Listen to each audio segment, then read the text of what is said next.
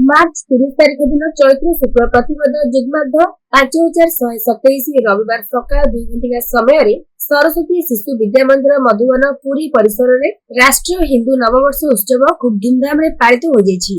उक्त उत्सव में मुख्य अतिथि माननीय श्रीजुक्त वामदेव नायक पुरी जिला कार्यनिर्वाही राष्ट्रीय स्वयंसेवक संघर करकमल में प्रदीप प्रज्वलन पूर्वक शुभ उद्घाटन करा। उक्त उत्सव में सम्मानित अतिथि विद्युत परिषदर सभ्य माननीय श्रीजुक्त कैलाश चंद्र साहू, विद्युत परिषदर सभ्य माननीय श्रीजुक्त अक्षय कुमार मिश्र, विद्यालय मातृभारती सभापति माननीय श्रीमती लक्ष्मीप्रिया भोई मंचासीन अतिथि रूपे जोग देथिले। विद्यालयर गुरुमा वृंद वंदना और प्रार्थना कार्यक्रम को आगे नहीं। विद्यालयर शिशु भौणीगण स्वागत संगीत परिवेशन करथिले। विद्यालयर वरिष्ठ प्रधान सह आचार्य माननीय श्रीजुक्त विष्णुपाणी मंचासीन अतिथिवृंदर परिचय प्रदान करथिले। विद्यालयर प्रधानाचार्य माननीय सुरेश मिश्र मुख्य अतिथि को उत्तरीय प्रदान पूर्वक सम्मानित करथिले। विद्यालयर नवम श्रेणी छात्री कुमारी प्रकृति प्रियदर्शनी व्यक्तिगत संगीत परिवेशन करथिले।